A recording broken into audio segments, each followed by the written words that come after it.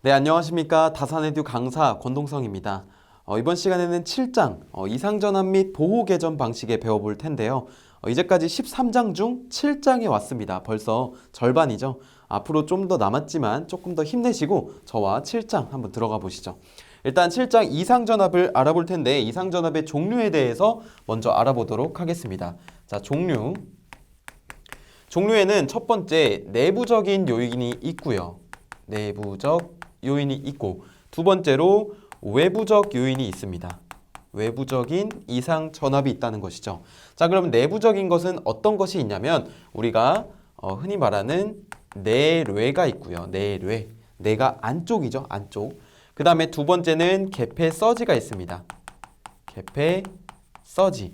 자, 개폐 서지는 차단기를 투입하거나 아니면 차단할 때 그때 발생하는 이상전압을 우리가 개폐 서지라고 하고요. 이 개폐 서지는 무부하 송전솔로에서 가장 큰 값을 가지고 있습니다. 개폐 서지는 무부하 송전솔로에서 가장 큰 값을 가지고 있다. 자, 그래서 이것이 내부적인 이상전압이 되겠고요. 자, 두 번째로 외부적인 이상전압은 무엇이 있을까요? 첫 번째, 우리가 직격뢰라고 해서 자, 일단 단어에서 느껴지는 느낌이 있죠. 자, 어떤 느낌이죠? 직격타 막 이러잖아요. 직접 내리쳤다는 뜻입니다. 그래서 직격뢰라는 것은 송전솔로 또는 그 가공지선 있잖아요. 철탑의 맨 꼭대기에 연결된 가공지선에 직접 내리치는 벼락을 뜻합니다. 그것을 우리가 직격뢰라고 하고요. 자, 그 다음에 직격뢰 말고 이번엔 간접적인 피해를 끼치는 유도뢰가 있습니다. 유도뢰는 여기다 그림을 조그맣게 그려보면은 자, 뇌운이 있지 않겠습니까? 뇌운.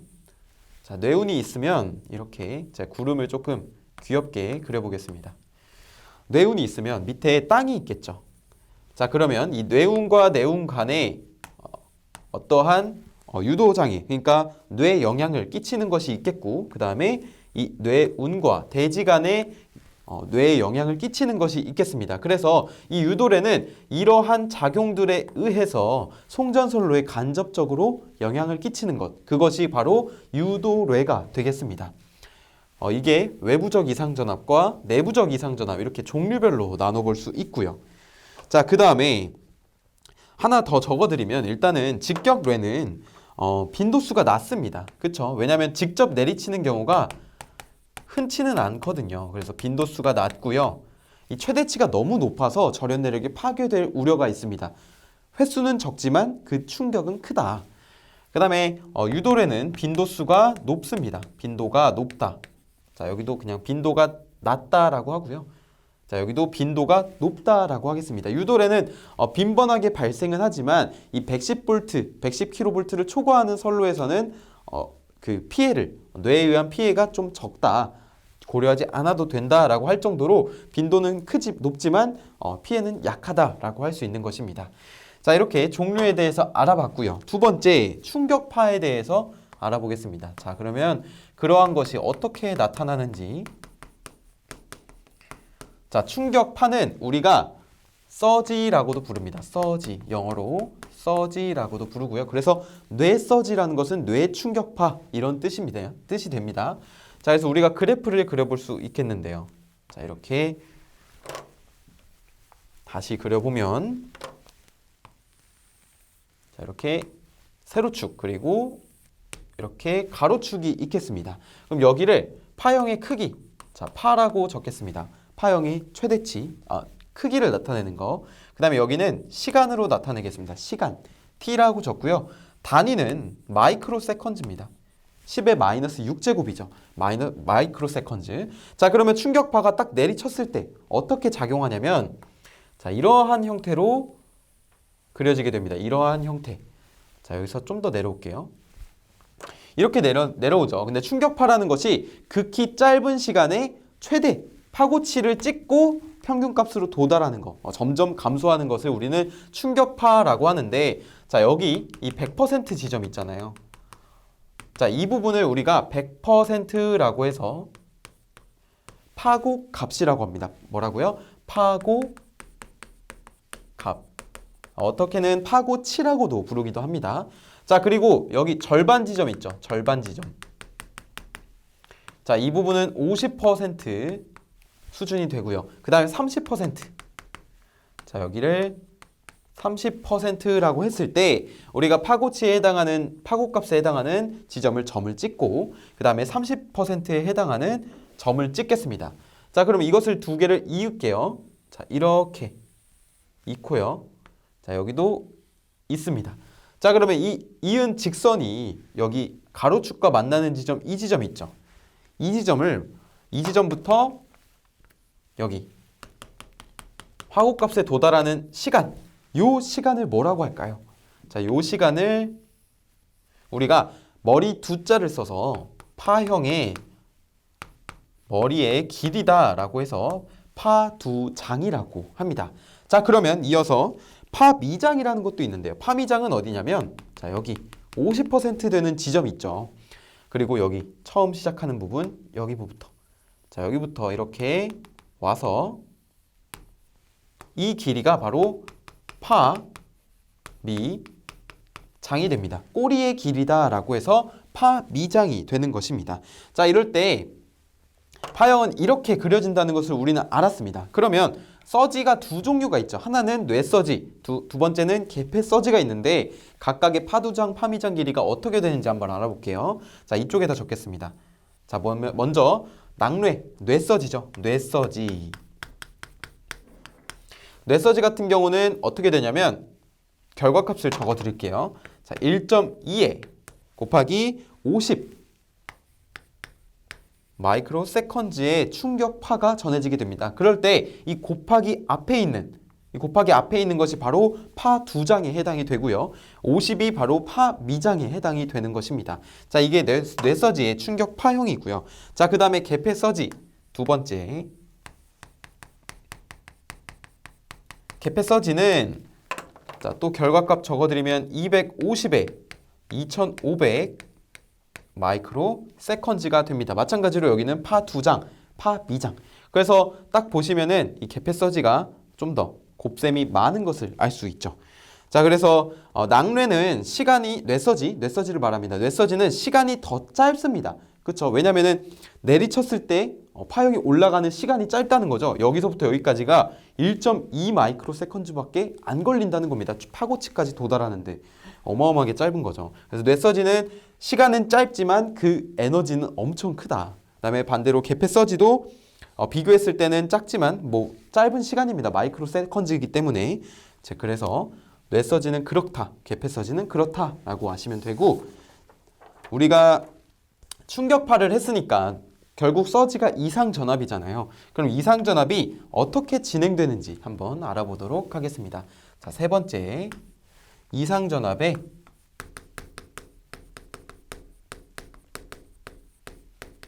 진행파. 자, 이상전압의 진행파. 일단은 제가 하나 그림을 그릴 건데요. 자, 이러한 그림을 그릴 겁니다. 자, 그럴 때 양쪽의 임피던스가 달라지는 지점이 있는데요. 이것을 우리는 자, 이 지점이라고 하고 여기를 변곡점이라고 하겠습니다. 변곡점. 그 다음에 임피던스가 달라진다 했잖아요. 그러면 쉽게 어떻게 생각하면 되냐면 일종의 벽이 있다고 생각하시면 됩니다. 자, 이쪽에 이렇게 벽이 존재한다고 생각하시면 돼요. 그러면 예를 들어 어떠한 파형이 이렇게 입사가 되었다고 해보겠습니다. 자, 보시면 이렇게 입사해 볼게요. 입사했죠. 자, 이게 바로 입사파가 되는 거예요. 입사파가 되는 겁니다. 입사파. 자, 그 다음에 이 벽을 맞고 되돌아가는 애가 있겠죠. 그쵸? 되돌아가는 거. 그것은 바로 반사파라고 하는데 원래는 이렇게 갔다가 반사면 이렇게 돼야지 정상인데 저는 일단 이쪽 방향으로 추정을 하겠습니다. 이것이 바로 반사파입니다. 반사파. 반사파고요. 글씨가 분필이 조금 이상해서 반사파입니다. 자, 그 다음에 이쪽에 벽을 맞아도 그대로 방향 그대로 가는 애들이 있겠죠. 자, 벽을 맞았는데도 그대로 진행하는 것. 자, 이것을 우리는 투과파라고 하겠습니다. 투과파. 그래서 입사파, 반사파, 투과파라고 하는 것이 이런 진행 파형의 개념이 되겠고요. 이것을 이상 전압으로 한번 나타내 보면은 결국 입사파라는 것은 입력 전압 E1이라는 것이 있고요. 그 다음에 전류 I1도 있습니다. 자, 이쪽을 통해서 전압이 있으면 전류도 있겠죠. 전류 I1이 있고, 그 다음에 반사파도 마찬가지로 전류가 있겠죠. I2. 그때 이쪽의 임피던스를 G1이라고 하겠습니다. G1. 되셨나요? 자, 그때 전압을 E2라고 하고요. 임피던스를 이쪽을 변곡점을 기준으로 왼쪽을 G1. 그 다음에 여기 변곡점을 기준으로 오른쪽을 임피던스 G2라고 하겠습니다. G1, G2. 임피던스가 달라졌다는 뜻입니다. 이 벽으로 인해서. 그 다음에 투과파에 해당하는 전압을 E3. 자, 그리고 이쪽으로 가는 전류를 I3라고 해보겠습니다. 그러면 우리는 두 가지 식을 나타낼 수 있는데요. 전압의 특징에 의해서 E1 플러스 E2는 E3다. 일단 첫 번째 식이 나옵니다. 이거 굉장히 중요합니다. 보셔야 돼요. E1 플러스 E2는 E3다. 자, 그 다음에 I1 플러스 I2는 I3다. 자, 이것이 무슨 뜻일까요? 키르유포 법칙에 의해서 I1과 I2의 합은 I3가 된다. 이 뜻이 됩니다. 예를 들어서 전류가 100이고 여기가 지금 반사파가 이쪽으로 제가 오른쪽으로 그렸지만 사실은 왼쪽이잖아요. 그럼 방향이 반대겠죠? 그러면 여기가 만약에 100 그리고 여기가 만약에 마이너스 30이다. 그럼 이쪽은 당연히 70이 흐르겠죠. 자, 아무튼 이러한 두 가지 식이 나오게 됩니다. 이 두 가지 식을 염두에 두시고, 자, 염두에 두시고 다음 과정으로 넘어가 볼게요. 자, 그 다음에는 이제 E1, E2, E3가 각각 어떻게 구할 수 있는지 나타낼 수 있겠죠. 자, E1 전압은 전류 곱하기 저항. 근데 저항이 여기서 임피던스죠. 그러면은 전류가 얼마였죠? I1입니다. I1이고요. 임피던스는 당연히 G1에 해당이 됩니다. 그쵸? 자, 그 다음에 E2는요. E2는 전류는 I2인데 일단 I2 적어볼게요. 자, 이 I2 임피던스는요. G1입니다. 그런데 보시면 원래 반사파는 반대 방향으로 가잖아요. 그쵸? 그러면 전류 방향을 마이너스를 붙여주는 겁니다. 마이너스.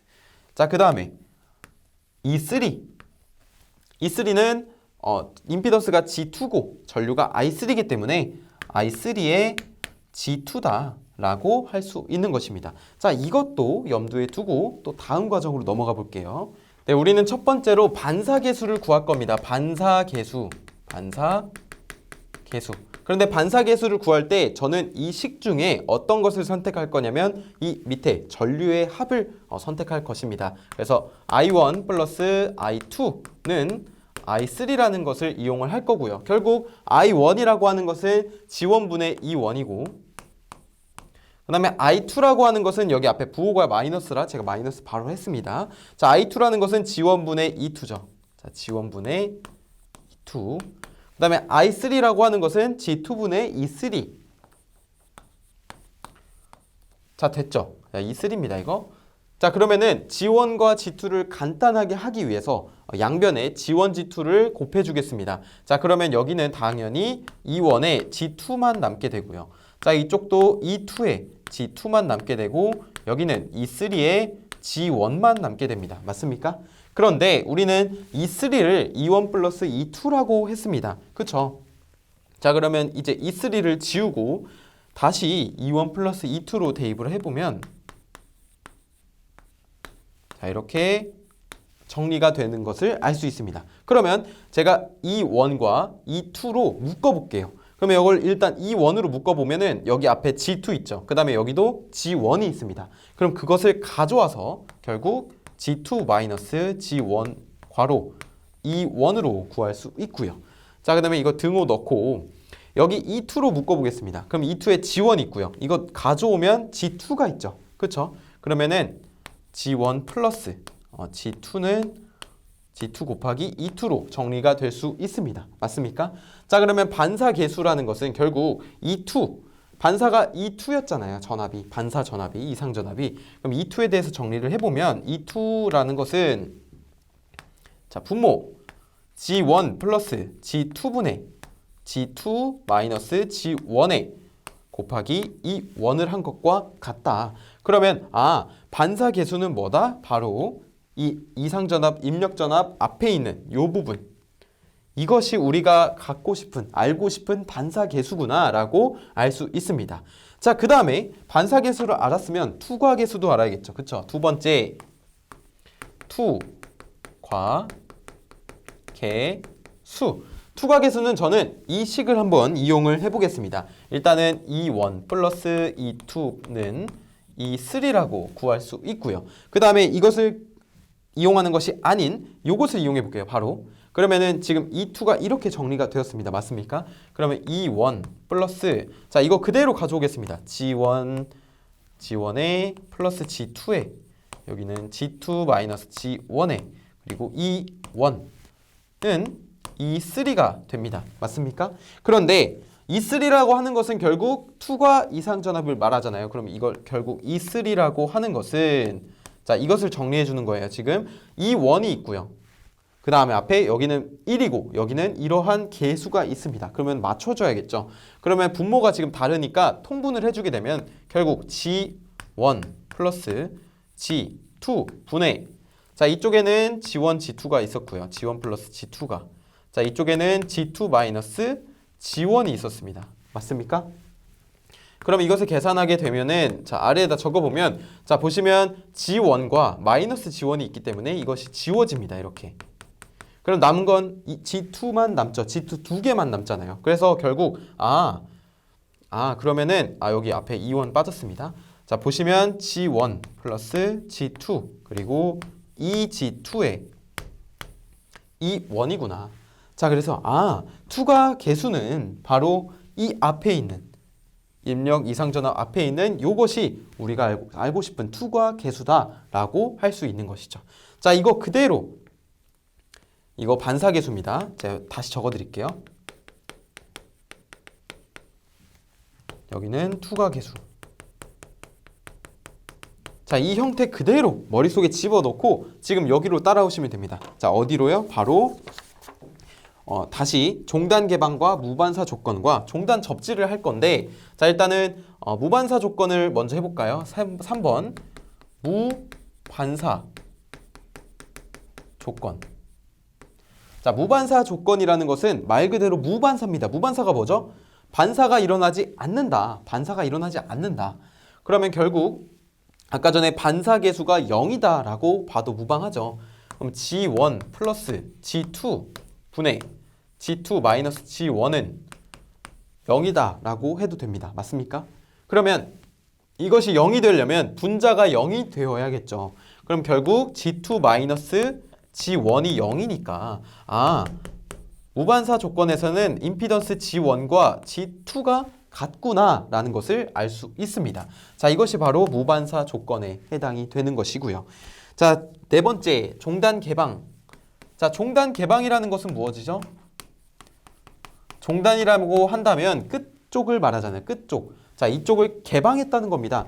원래 회로에서 개방을 한다 그러면 임피던스가 0일까요? 무한대일까요? 무한대죠. 왜냐하면 연결되지 않는다는 거니까요. 그쵸? 임피던스가 무한대를 나타내고 반대로 단락일 때는 또는 접지일 때는 임피던스가 0임을 뜻합니다. 그쵸? 그럼 종단 개방은 결국 임피던스가 무한대라는 뜻인데, 자, 이것을 이용해서 어떻게 되냐? 자, 임피던스 무한대를 한번 대입을 해보겠습니다. 아까 전에 종단이라고 하면은 G2에 해당이 되겠죠. 그러면 우리가 반사계수와 투과계수 각각 어떻게 되는지 한번 알아볼게요. 제가 노란색으로 일단 명칭을 쓰고, 자, 반사계수, 그리고 여기 밑에 투과계수를 적겠습니다. 투과계수. 자, 그 다음에 반사계수, 이 공식에다가 G2에 종단이니까 G2죠. G2에 무한대를 넣어보겠습니다. 자, 여기 무한대 넣어볼게요. G1 플러스 무한대 분의 무한대 빼기 G1. 근데 무한대는 일단 G1보다는 확실히 어마어마하게 크잖아요. 그래서 무시를 해도 되죠. 자, 무시를 할 수 있고 결국 무한대분의 무한대가 되니까, 자, 이것을 무한대분의 무한대가 되니까 이거는 1과 같다. 1. 그러면 투과계수는 어떻게 되죠? G2에다가 무한대를 집어넣으면 G1 플러스 무한대분의 2 무한대입니다. 그럼 G1은 일단 무시되고요. G2분의 무한대분의 2 무한대죠. 무한대에 2를 곱한 거. 결국 이것을 약분하게 되면은 투각계수는 2다라는 것을 알 수 있습니다. 쉽죠? 이거 금방 이제 무한대라는 개념만 확실히 하신다면은 쉽게 푸실 수 있으실 거예요. 자, 5번 종단 접지. 제가 말씀드렸듯이 접지 또는 단락일 때는 임피던스가 0에 맞다고 볼 수 있습니다. 자, 그럼 G2는 0이죠. G2는 0. 그러면 마찬가지로 똑같이 반사계수와 투각계수로 구분지어서 한번 보겠습니다. 자, 일단은 반사계수 G2에 0을 집어넣어 볼게요. 자, 그러면 G1 플러스 0이니까 G1 위에는 0 빼기 G1이니까 결국 G1분의 마이너스 G1이죠. 그쵸? 0 집어넣으니까. 그럼 이것은 무엇인가 보니 바로 마이너스 1이라는 값을 도출하게 됩니다. 자, 그 다음에 투각계수 볼까요? 투각계수에 G2에 0을 집어넣으면 여기 분자가 0이 돼버리니까 결국 투각계수는 0이다 라고 할 수 있는 것이죠. 자, 되셨나요? 자, 그러면 여기까지 정리하시고 저는 칠판을 지우고 이상전압 방지 대책에서 찾아뵙겠습니다. 네, 이어서 이상전압 방지 대책입니다. 우리가 필회기, 서지 흡수기, 가공지선, 매설지선 이렇게 네 가지가 있는데요. 방지 대책이에요. 자, 그러면 이번에는 이제 이번 강의에서는 이 필회기만 먼저 다뤄보도록 하겠습니다. 자, 필회기는 뭐냐면 일단 쓰는 건 간략하게 네 가지 다 쓰고 자세하게 다루는 걸 말씀드리는 거예요. 필회기는 자, 이상전압을 대지로 방전시키는 거. 방전시켜서 기기를 보호하는 것을 우리는 필회기라고 합니다. 그리고 속류도 차단하고요. 속류라는 것은 이제 남은 전류를 속류라고 합니다. 자, 서지 흡수기는 뭘까요? 서지 흡수기. 서지 흡수기는 개폐 서지를 제거합니다. 개폐 서지 제거 또는 개폐 서지 흡수라고 보셔도 됩니다. 서지 흡수기니까요. 자, 가공지선은 뭘까요? 가공지선. 가공지선은 이상전압을 자, 낙뢰로부터 송전선로를 보호합니다. 송전선로 보호. 자, 이 필회기도 낙뢰로부터 이상전압을 대지로 방전시키는 겁니다. 낙뢰로부터 기기를 보호하는 거죠. 자, 이거 기기 보호. 낙뢰로부터 기기를 보호한다. 이런 거라고 그냥 간략하게 알고 계시면 됩니다. 자, 그 다음에 마지막으로 매설지선은 뭘까요? 낙뢰가 발생했을 때 낙뢰 시 역섬락을 방지합니다. 역섬락을 방지. 자, 역섬락 같은 경우는 다음 시간에 다음 강의에서 매설지선을 다룰 때 그때 강의를 하도록 하겠습니다. 자, 일단은 이렇게 정리를 할 수 있고요. 이제 여러분도 이렇게 네 가지를 한번 정리를 해 놓으시고 제가 1번부터 필회기부터 알아볼 테니까요. 옆에 1번 필회기 시작하시면 될 것 같아요. 자, 1번 필회기부터 시작해 볼게요. 필회기입니다. 근데 필회기는 수변전 설비 도면에서 어떠한 기호로 작성이 되냐면 자, 이 기호도 중요합니다. 왜냐하면 실기시험에 이 필회기 기호 그리는 거 나옵니다. 자, 필회기 기호는 자, 이렇게 아래 화살표 하나 그려주시고 위쪽 화살표도 그려주시고 직사각형을 그립니다. 자, 화살표가 직사각형 안에 들어가 있죠. 그 상태에서 이렇게 접지 표시를 해준 다음 여기에 접지 표시 2를 해주고 옆에 약호 LA라고 적어준 겁니다. 필회기는 라이트닝 어레스터라고 해서 LA라고 표기를 합니다. LA. 자, 이거의 기능을 먼저 알아볼게요. 1번 기능. 필회기는 어떠한 기능을 가지고 있나요? 일단은 여기서도 말씀드렸듯이 이상전압을 이 기능도 굉장히 중요합니다. 대지로 방전시키고 시킨다라고 적어주시면 되고 자, 이상전압에 내습이 일어났을 때 내습이라는 것은 안으로 침투했다. 이것을 내습이라고 하는데 이상전압을 그 내습했을 때 대지로 방전시키는 역할을 하고요. 자, 기능을 하고 자, 그 다음에 속류를 차단. 자, 속류를 차단하는 기능을 하고 있다. 자, 그 다음에 두 번째는 이제 구조를 알아볼 필요가 있겠습니다. 자, 구조는 제가 이쪽에다 그림을 그리고 여기다가 마저 쓰는 걸로 할게요. 자, 일단 기능을 이렇게 정리를 해놨고요. 자, 구조. 자, 그림을 그려보면은 일단 이러한 선을 그릴 수 있고요. 자, 그 다음에 이쪽에 자, 이렇게 동그라미 3개가 있습니다. 자, 밑에 직사각형으로 이렇게 되어 있어요. 직사각형으로. 자, 그리고 밑에 쭉 내려가고. 자, 이쪽에는 어떻게 될까요? 이쪽에는 이러한 원이 교차되어 있습니다. 자, 원이 교차되어 있는 거 뭐죠? 바로 변압기입니다. 변압기. 자, 그래서 이거 제가 옆에서 그려가지고 조금 직선이 아닌데, 자, 다시 그리면 자, 이렇게 그렸습니다. 자, 여기 변압기 TR이라고 적을게요.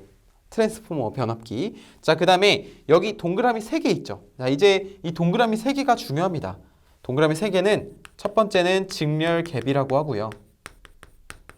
피르기의 구조 첫 번째. 그 다음에 여기 직사각형은 우리가 특성 요소라고 합니다. 특성 요소.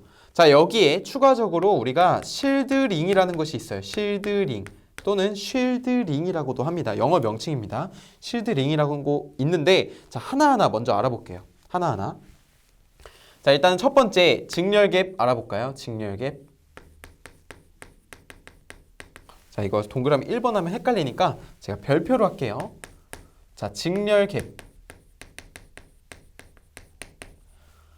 직렬갭이라는 것은 말 그대로 갭이죠. 자, 이렇게 띄엄띄엄 놨잖아요. 그래서 직렬갭은 결국 속류를 차단하고 소호하는 역할을 직렬갭이 해주는 것입니다. 자, 피레기 구조 중에서요. 그 다음에 서지는 되도록이면 저전압에서 방전하게끔, 서지는 되도록 낮은 전압, 저전압에서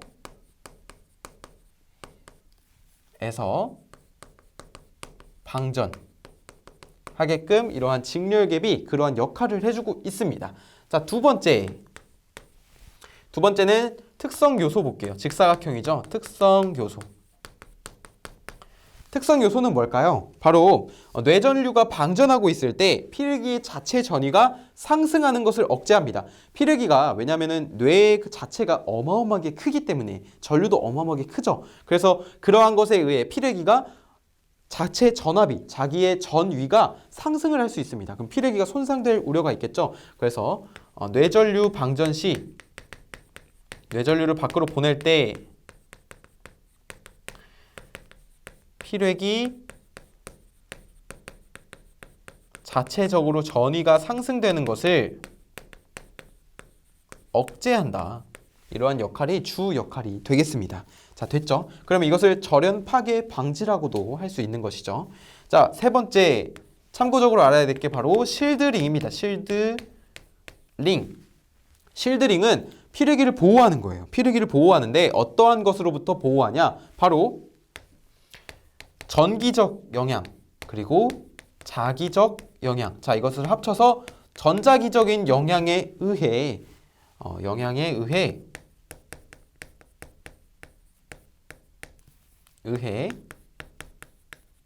피뢰기 손상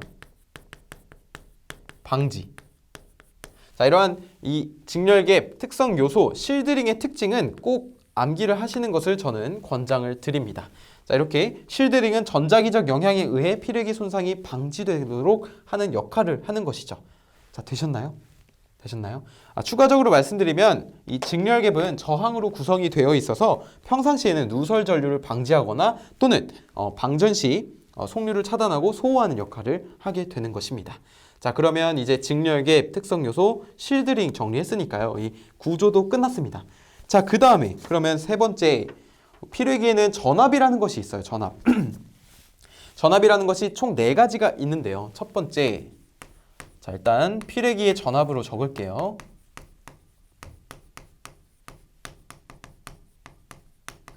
피뢰기의 전압 첫 번째 바로 정격 전압이 있습니다. 정격 전압. 자, 두 번째는 제한 전압이 있고요. 자, 세 번째는 충격 방전 개시 전압이 있고요.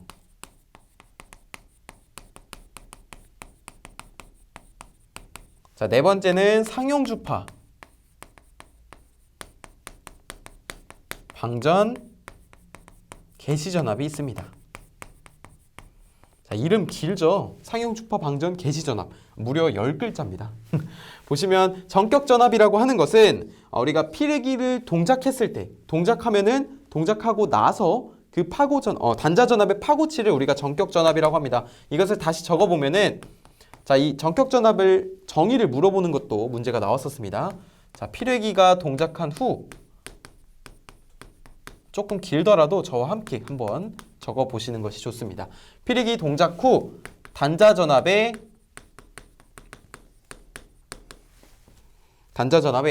지금 위치가 바뀌었네요. 지금 다시 적을게요. 자, 이쪽에 전격이 아니라 제한전압이죠. 잘못 봤는데 자, 이쪽에 전격을 할게요. 자, 다시 제한전압이라고 하는 것은 피레기가 동작한 후 단자전압의 파고치가 됩니다. 파고치. 피레기 동작 후 단자전압의 파고치. 파고치라는 것은 최대치를 말하죠. 최대치. 자, 그 다음에 두 번째 전격전압이라고 하는 것은 교류를 차단할 수 있는 속류를 차단할 수 있는 속류가 낫겠네요. 속류라고 하는 것은 방전하고 남은 전류를 말하는데요. 속류를 차단할 수 있는 교류 최대 전압 이라고 정리를 할 수 있습니다. 자, 속류를 차단할 수 있는 교류 최대 전압이 바로 전격 전압이다. 전격 전압. 그리고 제한 전압 했습니다. 자, 그 다음에 세 번째 충격 방전 개시 전압을 볼게요. 충격 방전 개시 전압. 자, 이것은 어떠한 충격이 딱 가해졌을 때 방전을 시작하는 전압입니다. 그러니까 무슨 말이냐면은 제가 어떤 낙뢰가 이 피레기에 딱 내리쳤을 때 피레기에서 충격을 받았네. 그럼 나 방전해야지 라고 시작하는 그 한계 전압 있죠. 그것을 바로 충격 방전 개시 전압이라고 하는데 그것을 정의로 적어드리면 피레기 단자간 충격파의 최대 전압을 인가했을 때 최대 전압이라고 하는 것은 파고치를 말하겠죠. 아까 충격파형 이렇게 됐었잖아요. 자, 이쪽 충격파 최대 전압 인가시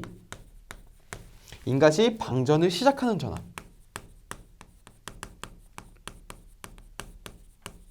자, 이것을 우리는 충격 방전 개시 전압이라고 합니다. 자, 그리고요 마지막으로 자, 상용주파 방전 개시 전압이 있네요. 자, 상용주파 방전 개시 전압이 무엇일까요?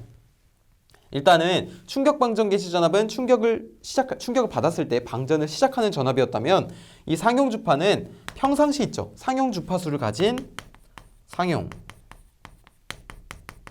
주파수의 전압을 인가했을 때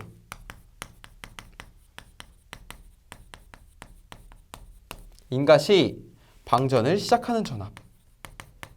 마찬가지로 충격 방전 개시 전압도 피레기 단자간이잖아요. 상용주파 방전 개시 전압도 피레기 단자 전압에 해당이 됩니다. 단자간에 해당이 됩니다.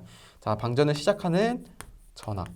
자, 이렇게 네 가지의 전압을 정리해봤습니다. 조금 길더라도요. 이거를 한번 확실하게 정리를 하고 가신다면은 나중에 기억이 잘 나지 않으시더라도 이 문구 있잖아요. 단자, 충격파, 방전 시작 이런 문구들은 굉장히 기억이 잘 나실 거예요.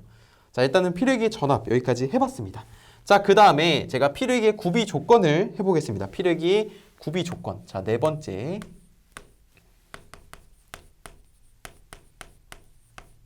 이 구비 조건 같은 경우는 전력공학 기사, 산업기사 필기 시험에서 출제가 되었던 문제고요. 그리고 더 나아가서 실기시험 단답형에서도 출제가 되었던 문제 중 하나입니다. 그 내용 중 하나예요. 자, 첫 번째, 일단은 제가 노란색으로 계속 적어볼게요. 노란색으로 적어보면 첫 번째는 속류 차단 능력이 커야겠죠. 자, 속류 차단 능력이 클 것. 속류 차단 능력이 있어야 한다. 자, 두 번째는 이 제한 전압이라는 건데 제한 전압이 뭐죠? 파고치잖아요. 단자 전압의 파고치. 자, 제한 전압이 낮을 것. 낮아야 합니다. 제한 전압은. 그 다음에 충격 방전 개시 전압. 충격 방전 개시 전압이 낮아야 할까요? 높아야 할까요? 자, 이 전압은 충격을 가했을 때 방전을 시작하는 전압이기 때문에 낮아야 합니다. 낮아야지 좋죠. 왜냐면은 높으면 그거 해당 안 될 때까지 방전을 안 한다는 말이잖아요. 그래서 충격 방전 개시 전압은 낮아야지만 좋습니다. 자, 그 다음에 반대로 상용주파 방전 개시 전압. 상용주파 방전 개시 전압은 낮아야 할까요? 높아야 할까요? 자, 상용주파 수를 가했을 때. 자, 높아야 합니다. 높을 것.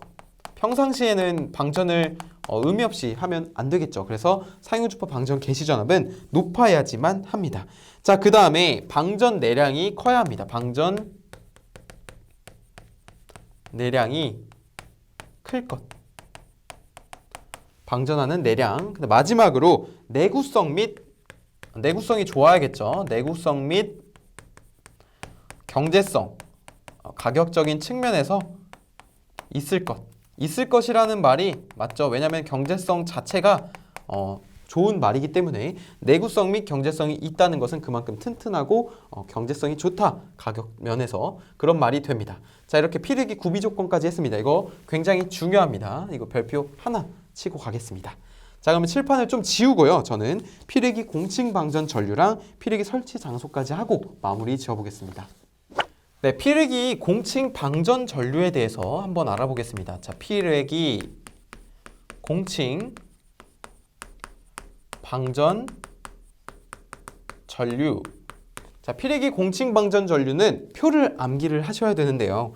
제가 숫자를 적어 볼게요. 자, 보세요. 일단은 만을 적습니다. 만 암페어를 적어요. 그 밑에 5000 암페어도 적습니다.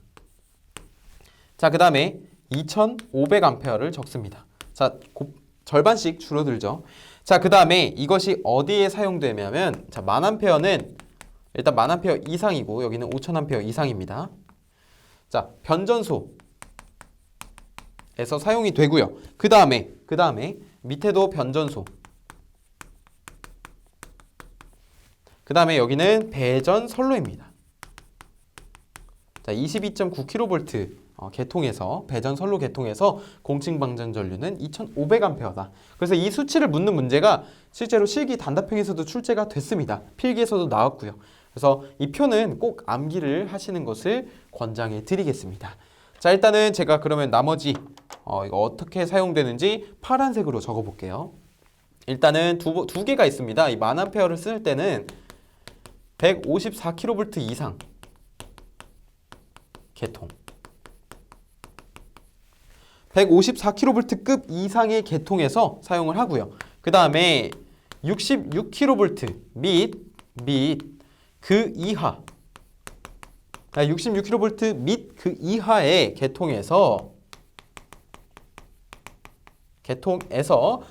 용량, 뱅크 용량이 3000kV 암페어를 초과하는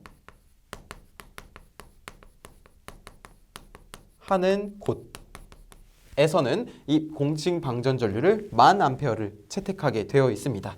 자, 그 다음에 이 5000암페어는 어디서 쓸까요? 자, 66kV 및 그 이하 계통에서 뱅크 용량이 3000kV 암페어 이하인 곳. 자, 위쪽에는 초과, 아래쪽은 이하입니다. 자, 초과는 이 3000을 포함을 안 하겠죠. 이하는 3000kV 암페어까지 허용한다는 겁니다. 자, 그래서 이때 공칭 방전 전류는 5000암페어를 채택한다. 자, 그 다음에 마지막으로 2500암페어는 이제 어디서 사용되냐면 이제 배전선로에서 사용이 되죠. 자, 이거는 아까 전에 제가 변전소, 배전선로 적었는데 사실 선로하고 여기도 그냥 배전선로에서는 다 2500암페어를 선택을 한다. 자, 그래서 여기도 선로로 바꿔주겠습니다. 자, 선로.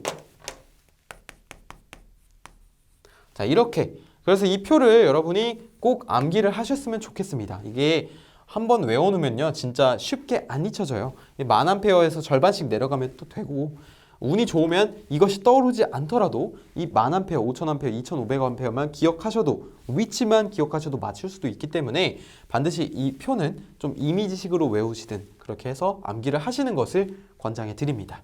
자, 마지막입니다. 마지막 조금만 더 힘내세요. 마지막으로 필기 설치 장소를 빼놓을 수는 없겠죠. 자, 이것도 굉장히 중요하다 보니까 필기 시험에도 나오고 실기 시험에서도 이 전부 다 주관 서술형으로 다 서술하라는 문제도 출제가 됐었습니다. 필기 설치 장소도 제가 별표를 2개 할게요. 굉장히 많이 보이는, 자주 보이는 문제입니다.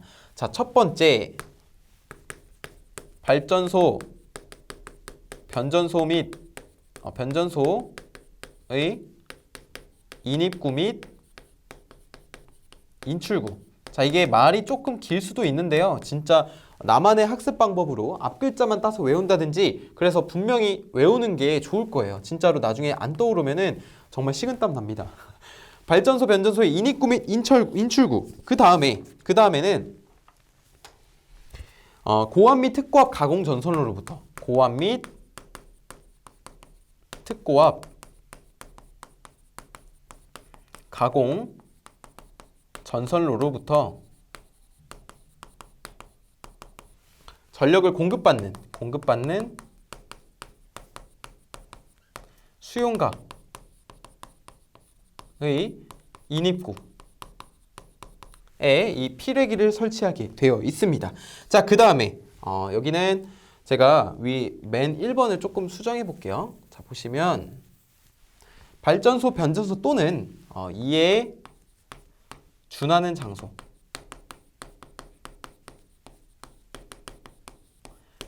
가공지선 인입구 및 인출구. 제가 정확하게 설명드리는 게 나을 것 같아서 이제 발전소, 변전소에 이에 준하는 장소의 가공지선 인입구 및 인출구라고 다시 정정을 했습니다. 자, 세 번째, 가공 전선로와 지중 전선로가 접속되는 곳. 자, 마지막으로 특고압 가공 전선로에 접속되는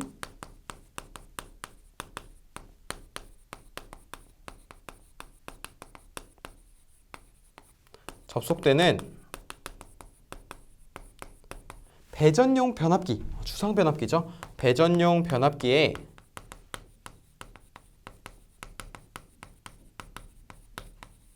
고압 및 특고압 측. 자, 고압 및 특고압 측. 자, 좀 길었습니다. 그런데 진짜 꼭 외우셔야 합니다. 자, 근데 보시면 공통점이 있어요.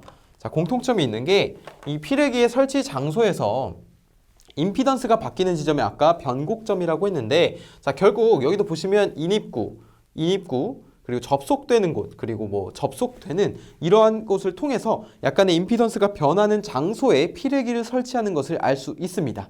자, 연관이 있죠. 자, 이렇게 필회기 설치 장소까지 여러분이 마쳤습니다. 저는 다음 강의에서 찾아뵙도록 하겠습니다. 감사합니다.